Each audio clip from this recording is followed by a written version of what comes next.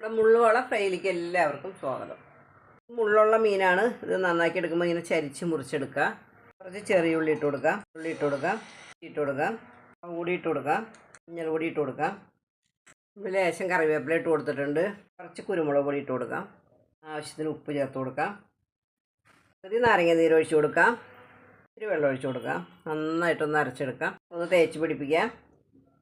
മസാലയൊന്ന് തേച്ച് പിടിപ്പിച്ചിട്ടുണ്ട്. വേണമെങ്കിൽ നമുക്കൊരു 10-15 മിനിറ്റ് വയ്ക്കാം, അല്ലെങ്കിൽ നമുക്ക് വറുത്തെടുക്കാം. എങ്ങനെ വേണമെങ്കിലും ചെയ്യാം. നമ്മൾ കുറച്ച് കറിവേപ്പില വിതറി കൊടുത്തിട്ടുണ്ട്. നമുക്ക് വെളിച്ചെണ്ണ ഒഴിച്ച് കൊടുക്കാം, മീൻ വെച്ച് കൊടുക്കാം.